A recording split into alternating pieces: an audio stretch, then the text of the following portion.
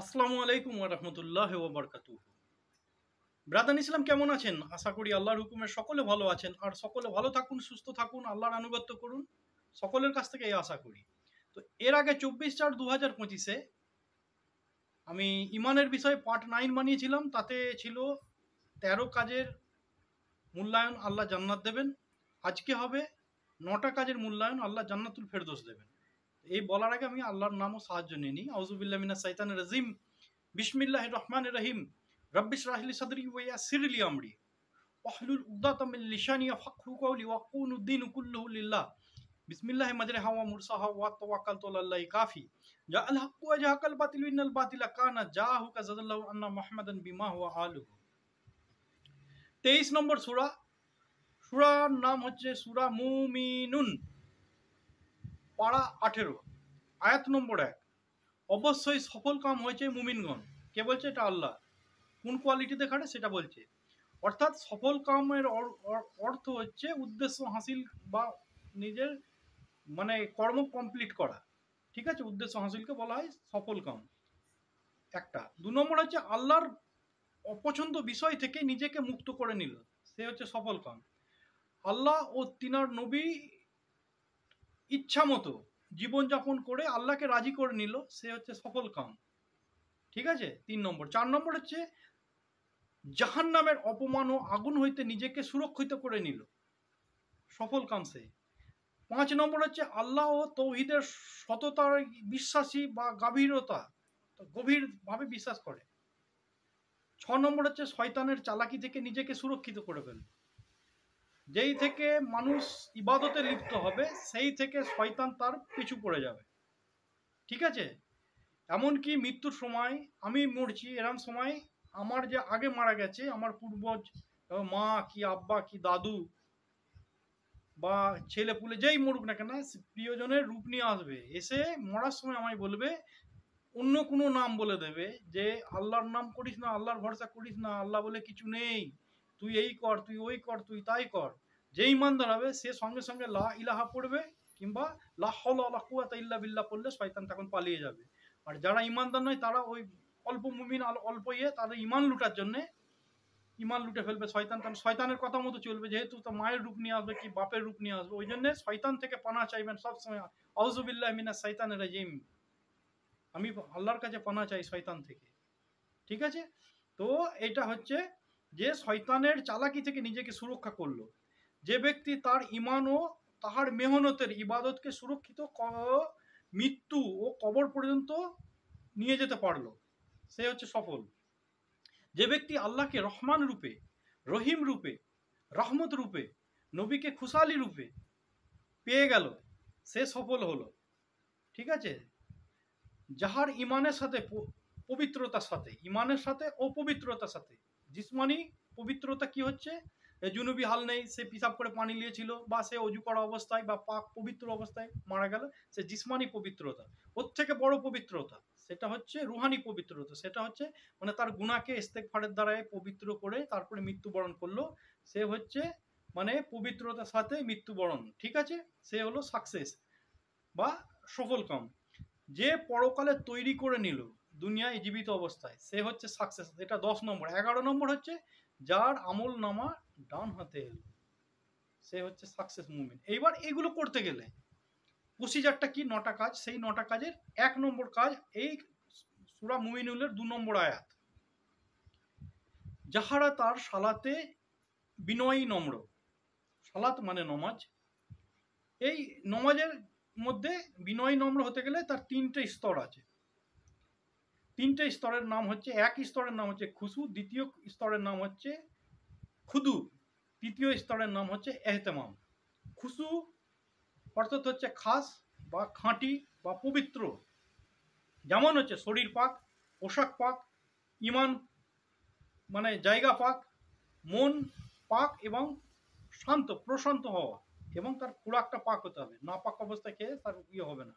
কোনো হারাম জিনিস খেয়ে ফেললে 1 লুকমা তার 40 দিনের ইবাদত কম, যে কোনো ইবাদত নষ্ট হয়ে যাবে।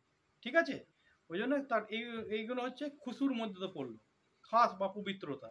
খুদুর মধ্যে, খুদু হচ্ছে নিজ, খুদ মানে নিজ অর্থাৎ খুদু। যে নমাজকে সাজা মনে করে না, বোঝা মনে করে না, ভার মনে করে না, বিরক্ত মনে করে না, কষ্টকর মনে করে না, নিজেকে নমাজের মধ্যে ঢুকিয়ে ফেলেছে, সমর্পিত করে ফেলেছে। যে কারণে নমাজ ভঙ্গ হয় তা থেকে বিরত থাকে। কি কি কারণে নমাজ ভঙ্গ হয় সেগুলো থেকে বিরত থাকে, সাবধান থাকলো। নমাজের সাথে বন্ধুত্ব স্থাপনা করলো, যেসব মানে যে বন্ধু স্থাপনা করলো কিরকম, যে বন্ধু আমার আলামে বারজাকে আমার সাথী হবে। আলামে বারজাক কোন জায়গাটা, যে আমি কবরস্থ হলাম, তারপর থেকে যখন কিয়ামতের দিন আমাকে কবর থেকে তোলা হবে, এই ওই টাইম থেকে এই টাইম পর্যন্ত যে সময়টা থাকবে তার নাম হচ্ছে আলামে বারজাক। ঠিক আছে, ওই আলামে বারজাকের বন্ধু বা আমার সাথী, আমার পার্টনারকে আমার নমাজ, আমার ইবাদত। ঠিক আছে, তো সেরাম বন্ধুর সঙ্গে বন্ধুত্ব মজবুতি করতে হবে। নমাজের মধ্যে রুকু, নমাজের মধ্যে সিজদা, নমাজের মধ্যে তাসাউদ, সূরা কিরাত, এগুলোকে চেকিং করাতে হবে বা ভেরিফাই করাতে হবে মৌলানার কাছে গিয়ে, মৌলানা আমার দেখুন তো এরম এরম বিষয়টা হচ্ছে কিনা, আমার ওরম ওরমটা ঠিক হচ্ছে কিনা। সে বয়সে ছোট হোক, যে ইমাম সে বয়সে ছোট হোক বা বড় হোক, এর সঙ্গে কিছু যায় আসে না। তার কাছে চেকিং করে নিলেন, সে সার্টিফিকেট দিয়ে দিল কিয়ামতের দিন। যদি আপনার কোনো ভুল হয়ে যায় তো আপনি বলতে পারবেন যে ইমাম সাহেবকে আমি চেক করেছিলাম, আল্লাহ ইনি ঠিক বলেছে বলে আমি আর অন্য তলাশ। তবু যেমন এক মহিলা কোনো জায়গায় যাওয়ার জন্য সাজসজ্জা করে, তখন সে কিরাম হয়েছে, তার সাথী কেউ থাকলে, তার মা বোন বা তার স্বামী বা তার অন্য কেউ যদি রইলো, তাকে জিজ্ঞেস করে, দেখো তো আমার ড্রেসটা পেছন দিকটা কেমন, সামনের দিকটা কেমন, আমার মুখে কোনো জায়গায় পাউডার বেশি হয়ে গেছে কিনা, কাজল লম্বা হয়ে গেছে কিনা, এই হয়েছে কিনা হয়েছে, সমস্ত চেক করাই তো। যেমন রাঁধুনি চেক করে, রান্না ঠিক করার পরেও সামনেওয়ালাকে খাইয়ে দেখো, ভাই দেখো তো ঝাল ঠিক আছে কিনা, মানে নুনটা ঠিক আছে কিনা, বা সেদ্ধ হয়েছে কিনা, জিজ্ঞেস করে তো। ওই রকম আমরাও একটা মানে সাজছি কিরকম, সেটা হচ্ছে মৃত্যুর সাজা, সেটা হচ্ছে জান্নাতে যাওয়ার সাজা। মানে আমরা সাজসজ্জা করছি, তো আমাদের মধ্যে কোনো ভুল হয়ে গেলে কেন চেক করাবো না? ঠিক আছে, এইগুলোকে ঠিক করে নেওয়া। আর আরেকটা বিষয় হচ্ছে যে এতেমাম, অর্থাৎ এইগুলো হচ্ছে এতেমামের পর্যায়ে পড়ে। পাবন্দি বা মহব্বত স্থাপন করা বা হার্দিকতা, নমাজের মধ্যে হার্দিকতা, হৃদয় থেকে ওটাকে ভালোবাসতে হবে। কাজকে বলো যে আমার নমাজ আছে, নমাজকে যেন বলো না কাজ আছে। ঠিক আছে, এই বিষয়টা হয়ে গেল কর্ম নম্বর 1। কর্ম নম্বর 2, আয়াত নম্বর 3। আর যাহারা অসার কর্মকাণ্ড হইতে বিরত থাকে। অসার কর্মকাণ্ড কি? অপ্রয়োজনীয়, যেটা প্রয়োজন নেই, বেবাজা বলে না, বসে বসে টাইম নষ্ট করছে, কুড়মো, অর্থহীন, যে কাজের বা যে কথার বা যে ব্যবহারের, যে বন্দেগীর কোনো মূল্য নেই আল্লাহর কাছে, সেই সব কাজ করা। যেমন হচ্ছে অকারণে বকসা করা, অপ্রয়োজনীয় জানিত জিনিস ক্রয় করা বা মানে বানানো, অপ্রয়োজনীয় ভাবে টাইম নষ্ট করা। ঠিক আছে, এগুলো হচ্ছে অসার কাজ। এবং এছাড়াও আরেকটা কোয়ালিটি হচ্ছে, সেটা হচ্ছে যে আল্লাহ ও তিনার রসুল সাল্লাল্লাহু সাল্লামের নিষিদ্ধ কর্ম, যেগুলো তিনি নিষিদ্ধ করে গেছেন। যেমন হচ্ছে খোরাক, হারাম হালাল থেকে চেকিং করে নিতে হবে, যে হারাম খাওয়া মানে অসার খাওয়া খেলাম। যেমন আচরণের মধ্যে যে আমার কোনো ভুল হচ্ছে কিনা, সঠিক আচরণ, একটা মুমিনের কিরাম আচরণ হওয়ার দরকার, সে যাই থাক না কেন, আগে যেরাম ছিল, সে আদিবাসী থাক, মুচি থাক, মেথর থাক, চোর থাক, ডাকাত থাক বা বেশ্যা থাক, যাই থাক না কেন, সে যখন মুমিন এসে গেল তার আচরণটা মুমিনের মতন করতে হবে, সমস্ত ত্যাগ দিতে হবে। সেই আচরণ, চিন্তাধারা, মানে অসার চিন্তাধারা করলে হবে না। অসার রোজগার, যেমন সুদ, ঘুষ, অশ্লীল কাজ, সিরকি, বিদার্তি, কুফরি, গান বাজনা, ঠিক আছে, নৃত্য, মানে যে কোনো গুনাহের কর্মকাণ্ড থেকে নিজেকে বিরত রাখা হচ্ছে, অসার কাজ থেকে বিরত রাখা। দুটো কাজ হয়ে গেল। 3 নম্বর কাজ হচ্ছে আয়াত নম্বর 4, এবং যাহারা জাকাত দানে সক্রিয়, অর্থাৎ সফল মুমিন হতে গেলে তার মধ্যে একটি গুণ থাকতে হবে, সে যেন জাকাতদাতা হয়। যেখানেই নমাজের কথা বলেছে সেখানেই জাকাতের কথা বলেছে, 82 জায়গায় নমাজের কথা আছে কোরআনের মধ্যে, তো ওতে কিছু কম বেশি জাকাতের কথাও বলা আছে। যাই হোক, তো এই জাকাতকে জরিমানা যেন না ভাবে, জাকাতকে যেন সাজা না ভাবে, জাকাতকে ভার যেন না ভাবে, জাকাত দেওয়ার সময় খুশি মনে দেবে, বা দান করার সময় খুশি মনে দান করবে, এরম ব্যক্তি হতে হবে যে মাল কামানোর উদ্দেশ্যটাই হবে দান করা বা জাকাত দেওয়ার জন্য, বা আল্লাহর রাস্তায় খরচ করার জন্য, বা আল্লাহকে রাজি করার জন্য, ঠিক আছে, বা ইসলামকে মজবুত করার জন্য রোজগার করা বা খরচা করা, ঠিক আছে, এরম ধরনের মনোবৃত্তটা থাকতে হবে যে আমি রোজগার করলে আল্লাহ দান জাকাত করবো, এই করবো ওই করবো, যা হোক যেতে নেক হবে বা আল্লাহ যাতে রাজি হবে, আল্লাহ যাতে খুশি হবে, সেই কাজের জন্য সক্রিয় হব, ঠিক আছে। কর্জে হাসানা আল্লাহকে ইয়া। আবার আরেকটা দান আছে যে দান করলে আল্লাহ খুশি হয়, সেটা হচ্ছে কোনো গরিব ব্যক্তি, শেষ তার পয়সার কিছু জিনিসের প্রয়োজন আছে, সে দান জাকাত নেয় না, সে ধার হিসেবে চাইতে এসছে, তো সেই ব্যক্তিকে যখন আপনি দান করলেন বা দান করলেন না, সে ধার হিসেবে চাইতেছে, তাকে আপনি ধার দিলেন, কর্জ দিলেন, এবং মনে মনে আল্লাহকে সাক্ষী রেখে বলে আল্লাহ এই ব্যক্তি যদি মানে যদি ফেরত না দিতে পারে তাহলে আমি আর কাছে চাইবো না, বা আমি দিয়ে দিলাম, যদি দেয় তো আমি ফেরত নেবো, আমি সামনে থেকে কোনোদিন চাইবো না যে তুমি সাক্ষী থাকলে যদি না দিতে পারে আমি ওকে মাফ করে দিলাম, দিতে পারলে ফেরত নেবো, না দিলে নেবো না। তার এই দানে 28 গুণ বেশি নেকি পাওয়া যাবে দান করার থেকে, ঠিক আছে। আয়াত নম্বর 5 কর্ম নম্বর 6, আয়াত নম্বর 5 কর্ম নম্বর 4, আর যাহারা নিজের যৌনাঙ্গকে সংরক্ষিত রাখে, এর বিষয়টা কিরম হচ্ছে, সফল মুমিন হতে গেলে নিজের লজ্জাস্থানকে ঢেকে রাখো, যাহারা নিজ কাম শক্তিকে লাগামহীন ব্যবহার করে না, লাগামহীন ব্যবহার বলতে কারা করে, যেমন বলে দিচ্ছি লাগামহীনের কি কি বিষয়। 1 নম্বর বিষয় হচ্ছে হস্তমিথুন করা, 2 নম্বর বিষয় হচ্ছে পশু বা জন্তু মিথুন করা, 3 নম্বর হচ্ছে সমকাম করা, সমকাম হচ্ছে মহিলা মহিলা পুরুষ পুরুষ, ঠিক আছে। 4 নম্বর হচ্ছে স্ত্রীর সঙ্গে হাইজি অবস্থায় হাম বিস্তার করা, 5 নম্বর হচ্ছে স্ত্রীর সঙ্গে নেফাসি হালতে হাম বিস্তারি করা, 6 নম্বর হচ্ছে পায়ুপথে হাম বিস্তারি করা, ঠিক আছে, এগুলো সব অবৈধ।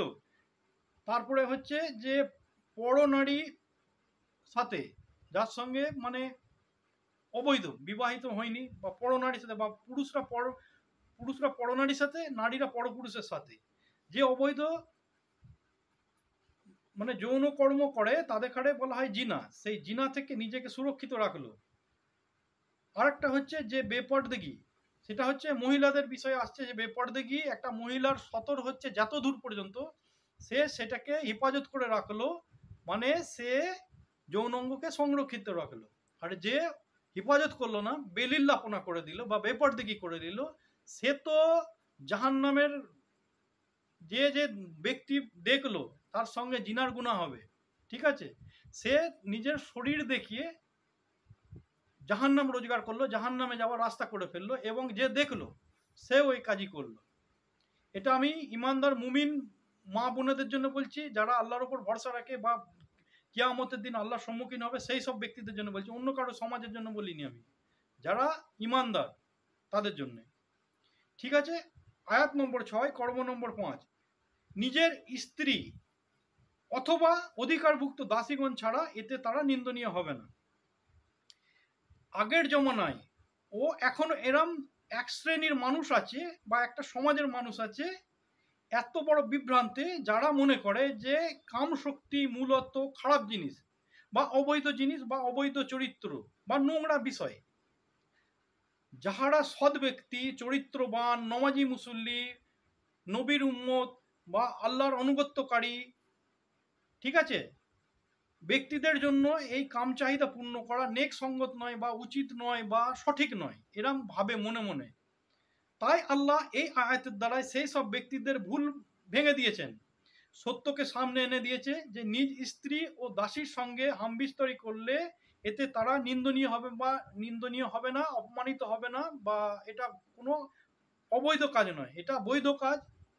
আর যদি পরপুরুষের দিকে দৃষ্টিপাত করলে গুনাহ হয়, পরনারীর দিকে দৃষ্টিপাত করলে গুনাহ হয়, তাহলে নিজ স্ত্রীর দিকে দৃষ্টিপাত করলে নেকি হয়, বা নিজ স্ত্রীর সাথে আমবিস্তরি করলে নেকি হয়।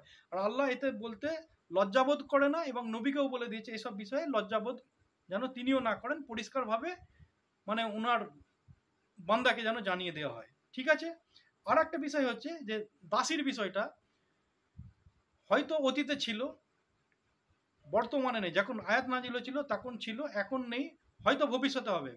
ওই কারণে, কেননা আল্লাহ কোনো আয়াতকে অকারণে লেখেন না বা অকারণে পাঠাননি, নিশ্চয়ই একদিন না একদিন এটা কাজ হবে। যাই হোক, আয়াত নম্বর 7, কর্ম নম্বর 6। অতঃপর কেউ এদেরকে ছাড়া অন্যকে কামনা করলে তারা হবে সীমা উল্লঙ্ঘনকারী। অর্থাৎ নিজের স্ত্রী বা কৃতদাসী ছাড়া অন্য অবৈধভাবে কোনো পুরুষরা অন্য মহিলাকে চিন্তা করা বা অন্য মহিলারা অন্য পুরুষকে চিন্তা করা বা পরনারীর চিন্তাধারা, এইসব করলে তারা সফল মুমিন নয়। সফল মুমিন হতে গেলে এইসব জিনিসকে ত্যাগ দিতে হবে। বোঝা গেল? আর ভিডিও বড় হয়ে যাচ্ছে, ইনশাল্লাহ এরপরে বাকি বলবো। একটা 6 নম্বর কাজ বলেছি, আর 3টে কাজ বলবো। ভিডিও বড় হয়ে যাওয়ার জন্য আমি এখানে রুকে দিলাম, পার্ট 2 করবো ইনশাল্লাহ। আপনারা জুড়ে থাকুন, নিজে শুনুন, অপরের কাছে পাঠিয়ে দিন, আর এই উদ্দেশ্যে পাঠান যেন মুমিনরা নিজেরা তৈরি করতে পারে। আল্লাহ হাফিজ। যদি ভুল হয় আল্লাহর রাস্তায় মাফ করবে।